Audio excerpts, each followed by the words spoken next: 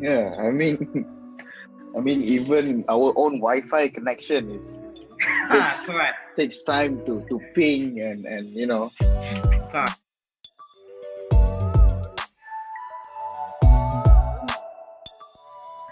Hello, everybody. Welcome to our first episode of podcast from Fixcolab. So my name is Leeroy Shah. I'm gonna be your host today.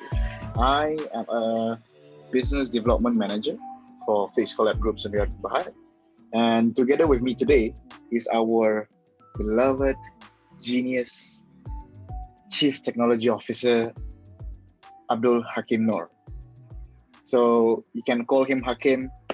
So Hakim is the guy who is responsible for the technologies that we use in our company for us to develop all these kind of amazing tools, digital solutions, digital products for businesses out there. So Hakim, why don't you give a little bit of introduction to yourself? Yeah, thank you, Roy. And yeah, that one is a bit of exaggerating genius of cyber. I'm not that kind of level, so don't have that much expectation of me. And yeah, again, my name is Hakim. You can just call me Hakim, and I'm the Chief Technology Officer at Fixcolab Group. And so basically, me and Leroy is a colleague. And yeah, so a little bit background of me. I'm mechanical engineer by training, but I do software engineering as my hobby per, or passion per to say. So that's why right now I'm in Face Collect Group, leading teams of software engineer to develop software or digital solution for our client. And we do quite a variety of digital solution from CRM, ERP system to a website and everything in between. So yeah, that's a little bit about me. And if you're interested, you can find my LinkedIn or my Facebook. Maybe later Leroy will put in the post or whatever. All right, over to you, Leroy. All right. So guys, isn't he a genius? He just said his background is mechanical engineering, software engineer as a hobby, now a CDO. Don't you think that qualifies as a genius? I'm not sure. I'm not sure. I will put it in terms of like hard work. I would say more like on the hard work rather than genius, because I believe everyone can be what they want to That's be right. as long That's as right. they work. I work for it. Yeah. Yeah, that's why we love our CDO. Such a humble guy. All right.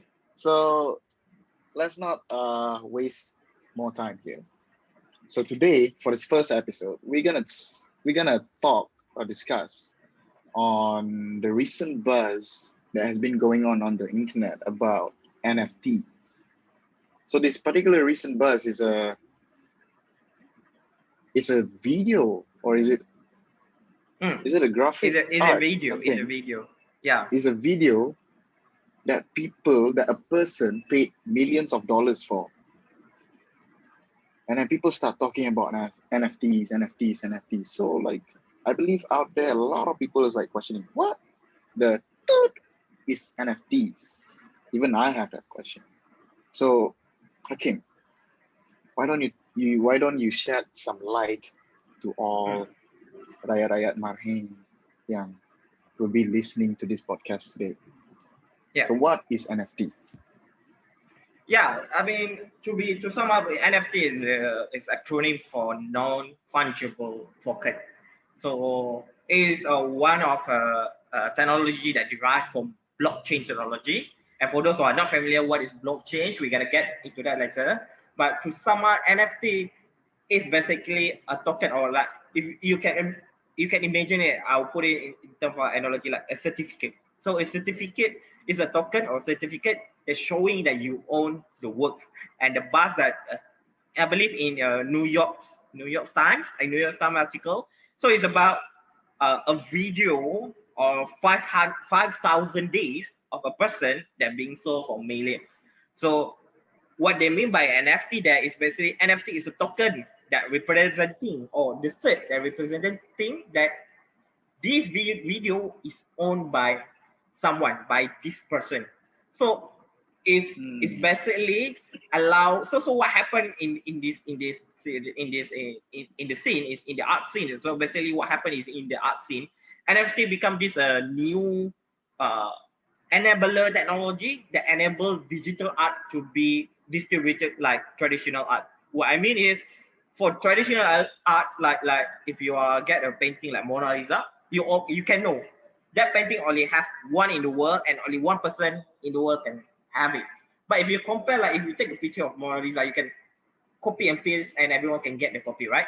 But no one Right. actually hold the right or the ownership of that particular picture or digital item, or in this case video itself. So NFT coming in as the certificate non-fungible token, which because it's derived from the technology of blockchain, is Mhm. theoretically is unhackable.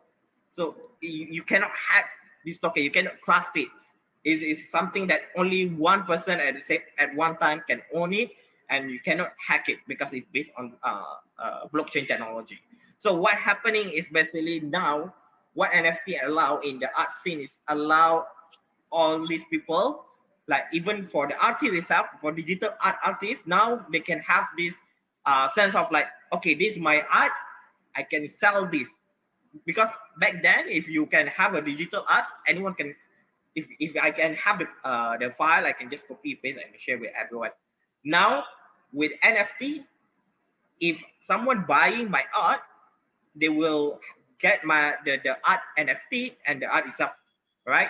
So basically, then this NFT will show that this guy allegedly owner of the digital art. Compare now, I'm Understood. as the artist doesn't own the digital art per se. Even Okay. though I have a copy, I cannot say that I'm the legit owner. Now the legit owner is those guy that have the NFT with it. So, and these NFTs you can trade with each other. You can buy and sell to each other. So this is coming from the technology that we call blockchain, right? So Mhm. enable then this system can theoretically, I will put it theoretically, unhackable unless you have very supercomputer that years ahead than others existing supercomputer, you might be able to hack it. But theoretically speaking, at this stage or at this point of time, with our computer power, it's unhackable. Yeah. So that's a gist about what the buzz about NFT is all about. So basically, it's a certificate that allow digital artists to be like traditional artists, because now no one can simply say Yeah. saying, oh, I'm the one that create this picture, I'm the one that create this picture, even though you never know whether they just copy paste, right? So now you have this Yeah. proof, I'm the legit owner. You cannot argue with me. I have the token, you doesn't have the token. I'm on it, I'm the owner. So this gives it more power for digital artists, and as well is quite spark a revolution in art scene as well. Now not only That's right. allow more people to get into the art scene to buy art and sell art, because the entry barrier of it is much more lower compared to traditional when you buy art for established artists, right? So for established painter or artist, if you go like physical painting, is it could be starting from 100,000 if you want to get into it. But with digital, everyone or basically anyone can quickly be an artist, create art, and anyone can be an art trader or art buyer. Just go to a platform. I believe the platform called Nifty. You can just go there and find Yeah. art and you It's can you. purchase and they can also sell it there. Yeah, so that is just what NFT is all about and the buzz around it today. Yeah. Understood. So it's basically digital art Mm. trading, just Mm. like how this beautiful, this expensive, exclusive paintings that we had, like Mona Lisa, or Correct. what else do we have? Like what's the guy's Leonardo da name? Vinci. Yeah. Wow. So do you know this person though? Do you know the artist? Like who is this artist that just made a buzz with his Mm. trade? Mm. Like he's an artist, Mm. and also he I'm not sure. Like he Mm. managed to have the token or managed to create the token. So how exactly is someone Mm. can create a token for their digital art? Actually, pricing is pretty easy. You just need to Really? get a platform that actually help you to create this, and it's basically like you are registration, registration thing Registering. your registering like you okay, let's say you have a son and you give it a name, right? Then you go to your what we call it uh I don't know what it is, just the department that It's uh uh uh, uh like I mean, it's not a census, it's like a registration of okay, there's a new person in the country, right? So we are mhm, registering to that department, and basically the same idea. So okay, you create a digital art, mm, and then you go to this platform, and this platform, okay, you show to the platform, okay, this is my art, this is my digital art. It can be either be a GIF, it can be either be a video, it can be even a sound. Basically, anything digital, we can give it NFT token. So when you go to this platform, they will issue you a token that attach. Okay, this guy, you are the owner of this digital, this digital art. Either it's video, audio, or even a picture. And this NFT is working as the legitimate certificate or legitimate account that saying you are the legit owner of this particular digital arts. And if you're asking me who are the artists exactly, I'm not really sure, but I'm not really in the art scene. But yeah, I think the reason why he's making buzz is because he are selling his own personal video of like 5,000 days, which is yeah. I mean, if you ask me, okay, 5,000 days is like, if I'm not mistaken, it's like 13 years, 13 years every day video of you. yeah, So more I or mean, less. Yeah. yeah, I think that's where the value when we are talking about scenes can be really abstract. Yeah. Some people have a really subjective view about the arts, but if you're asking me about 5,000 days of video of yourself, um, and people are buying for million, okay, this sounds like a really easy money. But if you think really like 13 years committed for like 5,000 days of your life, let's say even you have taken 1 minute video of your of your every day, like 5,000 days, do you really can commit that? It's like 13 years, 13 years. If you have a son, it's already informed why. So you can imagine, I mean, Yeah. it takes a lot of effort. So I think it's not that absurd that it was worth millions actually. But this one is subjective to my Yeah. Yeah. Makes opinion. sense. And yeah, Makes sense. so but again, it's really subjective. Some people can really have a what we call a pixel art, pixel digital art, Yeah. and he can make it like 10 minutes, and he can sell it for like for example $1,000. I mean, it's not impossible, but also depend on how the value that how people perceive the value of the art. So when we talk about the perceived value of particular art, that we are going into the much more deeper rabbit hole that I don't think I can even qualify to talk about it. Yeah, but the gist is something like that. So basically, you can go to a platform that can issue you this token, Mm. and you can yeah. Now I'm on the owner of this art legally. Then you can use this token to sell to other person, and this token will be changed the name into the next person that buy it. Yeah. Bitski Hmm. is the platform, right? Basically, oh, I think there's a few number of platform actually. Yeah. So that's insane. Like now people are able to trade arts like Hmm. how people used to trade arts before. And then I Correct. believe these will create like a more scene, more how do we say? Uh, I believe something like this can really create like a benchmark or Hmm. maybe something that we can gauge someone on digital world on Hmm. his capabilities of creating digital arts or Hmm. digital creative visuals or something like. Hmm. So how they think this is gonna change the creative digital scene?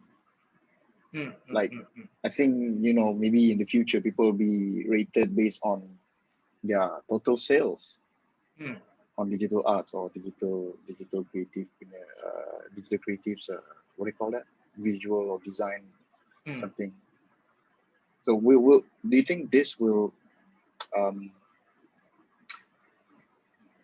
boost more creativity in the younger generations, or do you think this will really widen the gap between someone who just love designing something, just randomly design something, and someone who is really into art, Mm, really understand the value of art, mm, and really make it big with this NFT thing out there. mm. Yeah, I mean, I think the way that we should look at it is actually we have to understand that NFT is enabler technology. It's not that actually the technology going to change the art of what to say. If you're asking about Mm.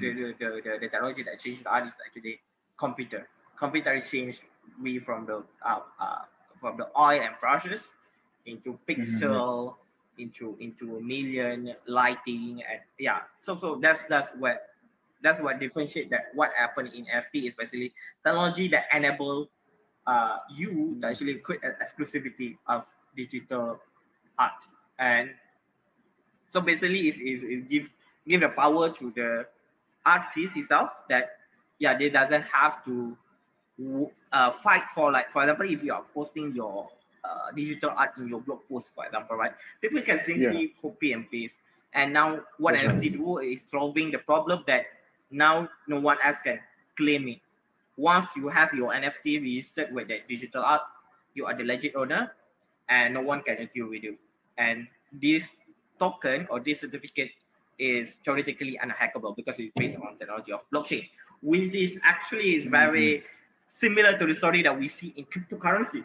So cryptocurrency is the Yeah, same thing, is based on the blockchain. So yeah, I forgot to break down what is blockchain. So just to brief for those who yeah. are doesn't know what is blockchain. So blockchain is a technology that uh, allow you to put how should I say? If okay, you imagine you have a block, so you have this block, and this block contains all your information. Yeah, so let me go back to the breakdown of the blockchain. So blockchain, for those who are familiar with it, is basically a change of block. So what I mean by change of block, okay, Mm. let's say I have this one block, and this one block contains the information. So for example, in case of NFT, it contains information of who are the painter or the owner of that digital art and what is the digital art and it's attached. Yeah. And then when I create a new block that also okay, we have painting A, painter A and painting A, and then we have painter B and painting B, right? So this B block or painter B and painting B block is actually derived from the A block. So what happens is if you continue this like for the next step for block C for painter C is based on block B. What happens is if you change in the middle, all the next block gonna be broken. What I mean by broken is cannot be verified whether it's true now, because if you Understood.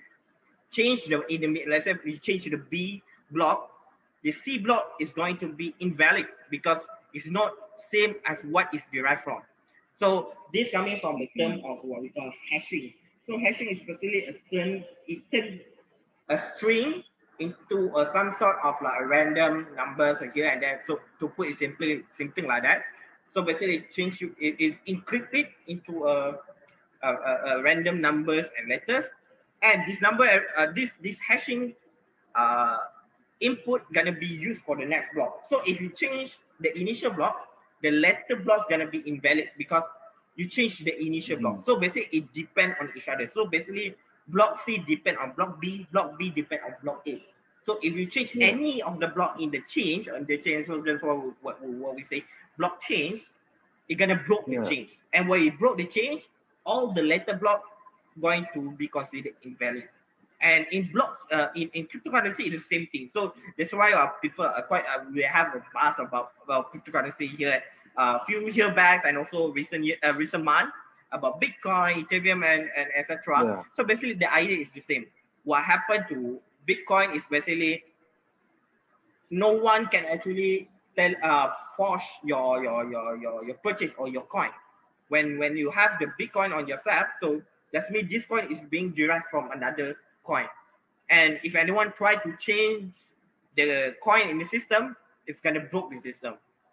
So the system So in Bitcoin they have this like self not self like they will invalid block that coin that broken or invalid, they will reject Mm. it. So basically if someone try to hack it, the system will check okay whether this is correct, whether it's based on previous change, so whether it depend on each other. If not, when they check back with others, yeah, it's not depend on the system.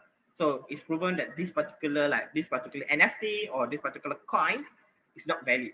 So that's why I mentioned earlier it's theoretically unhackable.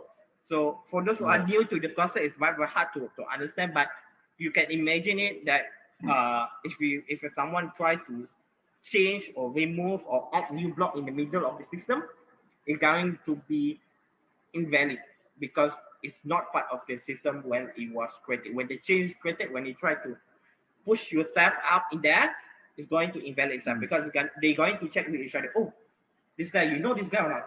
So okay, you imagine like initial example, we have block A, block B, block C, and suddenly we Yeah. got this block A B in the middle of A and B.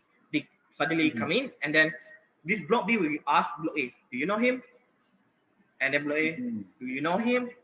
No. Okay, then it's not part of our change. It's not part of our tribe of what you say.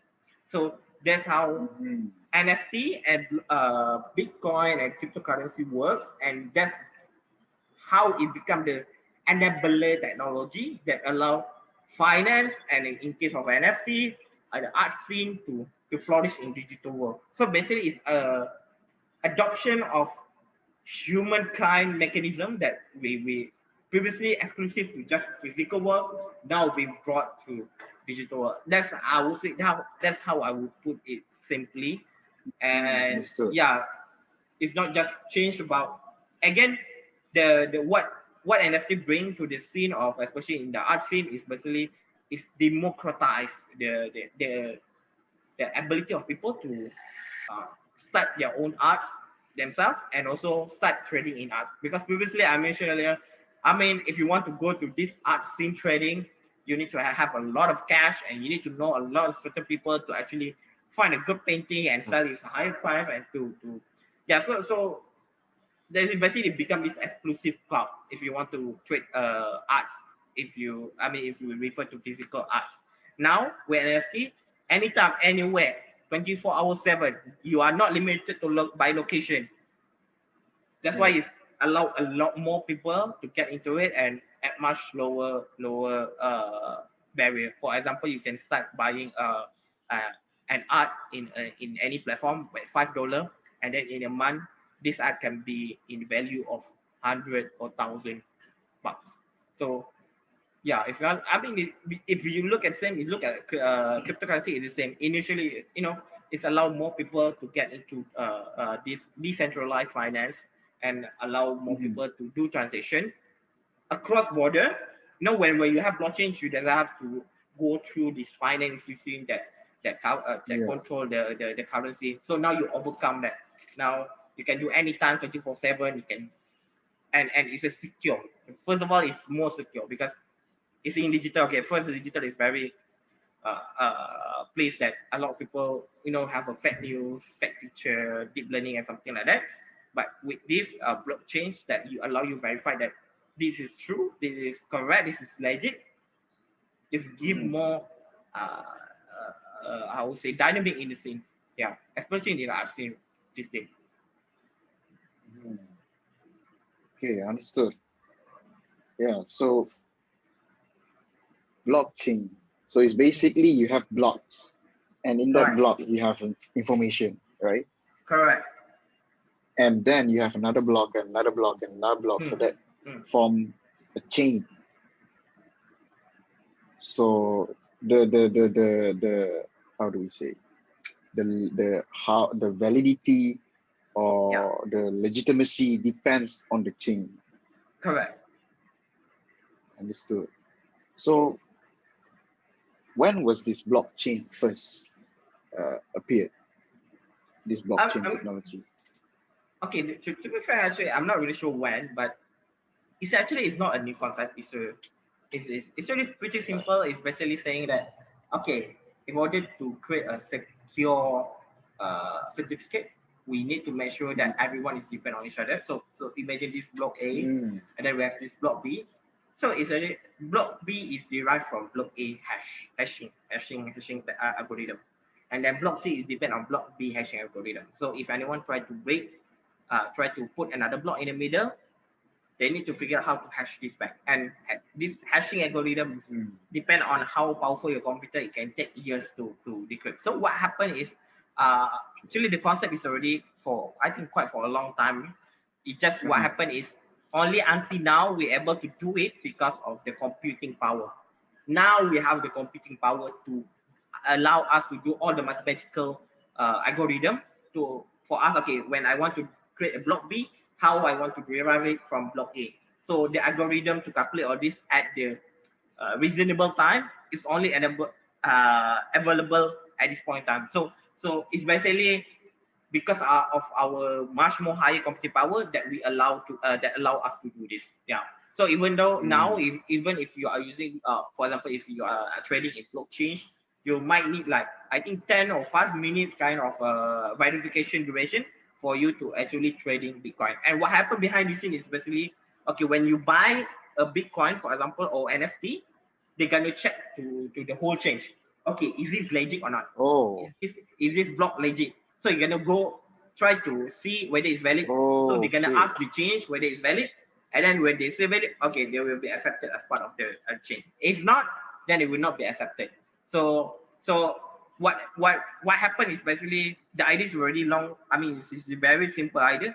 Just our current computing power that allow it to be realization. Understood. Oh, so that's how it works. Yeah. So because it requires the blockchain or the technology to basically ask every blocks that is available.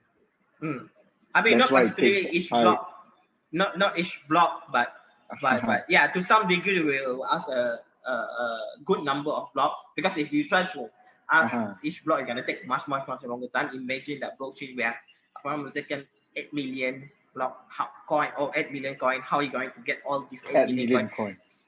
And this million of coin is separate around the world server. So if you try to ask every coin to check, it's gonna take like forever. So probably there's some, I'm not really expert on this in blockchain, but to some degree they will check to existing blocks in the system whether this is legit. And or even they might queue the calculation, maybe they verify it first. Let's say if the first 1,000 block say, okay, this is legit, you are accepted, and then it might still continue to verify with other block. But and then if another block, if the like the block 2000 say, oh, this one invalid, then the whole system gonna, okay, this the previous line is invalid. So I mean, there's a lot way to do it if you go to inside the how the mechanism works. So basically the idea is they will try to check with each other. So the block will check with their peers whether this guy or this modification of the block is legit when you trading, when you buy. Yeah. Understood. So basically, behind every block, we already have this hashing algorithm.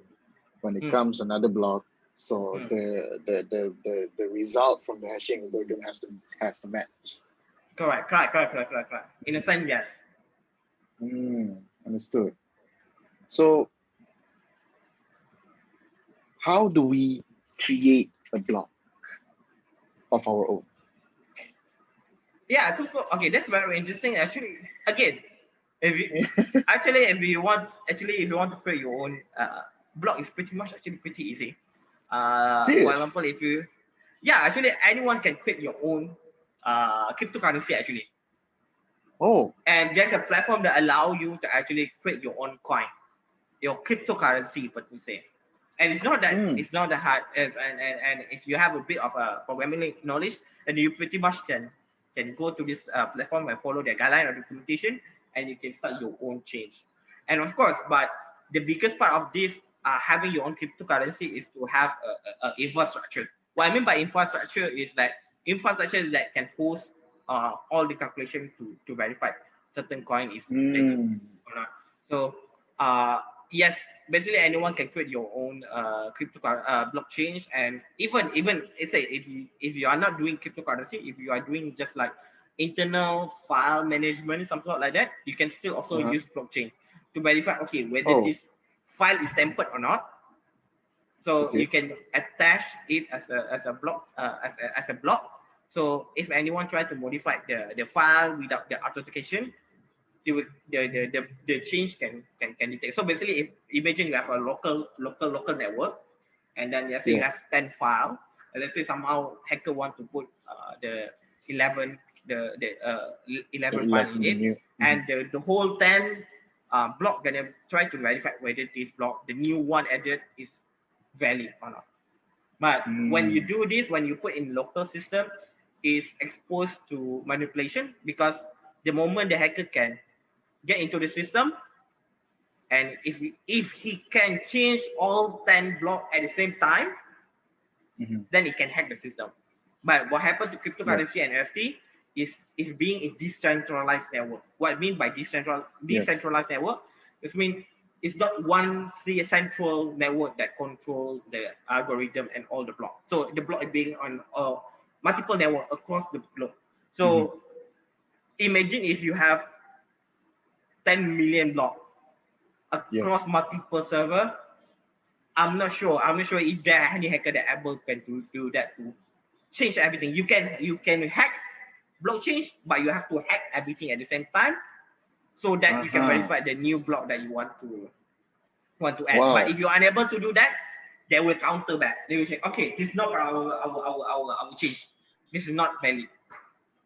So yeah, so that's why it called I mentioned earlier, we like theoretically unhackable. But if you have really, really powerful computing power that can overcome like really if you can overwrite 10 million coin at the same time across multiple server across the world, then you can hack it. But relatively speaking, that's almost impossible to be done. Yeah. Yeah. I mean, even our own Wi-Fi connection is takes Correct. takes time to ping and Correct. Correct. crazy. Okay, now it makes sense. No wonder people say that blockchain technology is very secure, Hmm. and now it's starting to make sense to me. Like why the buzz around blockchain is always involving transactions, Hmm. cryptocurrencies. Hmm. Now we have NFTs where people can buy Correct. NFTs and then Correct. yeah, understood. So when we're talking about transactions, we're talking about currencies, and we have a lot of cryptocurrencies. We have bitcoins, we have Ethereum Hmm. catching up on Bitcoin, and then we Hmm. have Ripple recently Yep. getting well known, Hmm. Litecoin, Dogecoin, and all these Yeah. coins. So Yeah. so what what differentiate? I mean, what defines the value of these coins, these different coins, Mm, if mm, it's mm. from the same technology? Yeah. How This is that's Bitcoin is very expensive and mm. Again, this is very. I mean, it's not really technologically. I mean, it's not just depend on the technology. yeah. So depend on the coin itself, Bitcoin, Ethereum. So each coin they have their own like value proposition. I mean, Mhm. why they are created and for what purpose. And the Mm. value the value of the coin is also depend on a lot of factors. But we can discuss few in here. Like for example, right? So one of the factor that determine the value of certain cryptocurrency is whether people are using it, whether are people trading using Mhm. it.